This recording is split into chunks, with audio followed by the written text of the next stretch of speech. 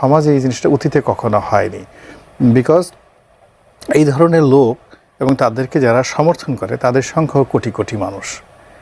অর্থাৎ যেভাবে দেখা যাচ্ছে জামায়াত ইসলামী যদি বাংলাদেশের 5% লোক করে, টোটাল 18 কোটি মানুষের 5% লোক করে, গিয়ে দেখুন এই যে চুল দাড়ি যাদেরকে কেটে দেওয়া হচ্ছে এদের সমর্থকের সংখ্যা নট লেস দেন 10%, অর্থাৎ জামাতের সাথে অনেক বেশি।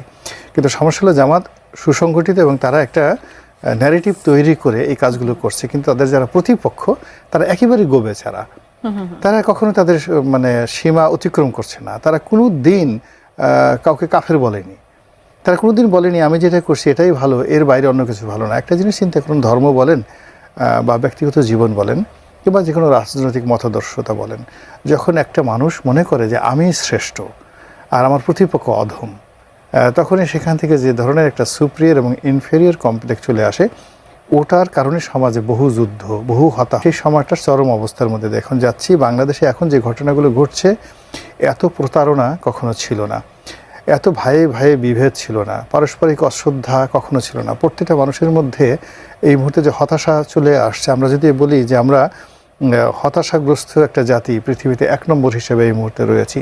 যদি বলা হয় এই মুহূর্তে 18 কোটি মানুষের মধ্যে ডেইলি কতজন মানুষ দীর্ঘশ্বাস ছাড়ে, তো সেইভাবে আপনি বাংলাদেশের মানুষের এই মুহূর্তে যে দীর্ঘশ্বাস ছাড়া মানুষ পৃথিবীর কোনো দেশে আপনি এত দীর্ঘশ্বাস ছাড়া অন অ্যাভারেজে পাবেন না। এই মুহূর্তে আমরা দ্য হাইয়েস্ট।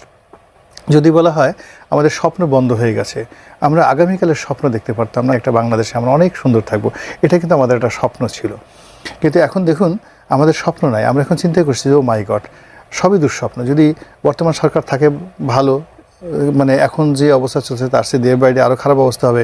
এই সরকার যদি চলে যায়, তাহলে যদি কোনো তৃতীয় শক্তি আসে, যদি আওয়ামী লীগ চলে যায়, তাহলে তো আরও আমাদের অল্টারনেটিভ যে অবস্থাগুলো হচ্ছে প্রায় সবগুলোই দুঃস্বপ্নে পরিণত হয়েছে।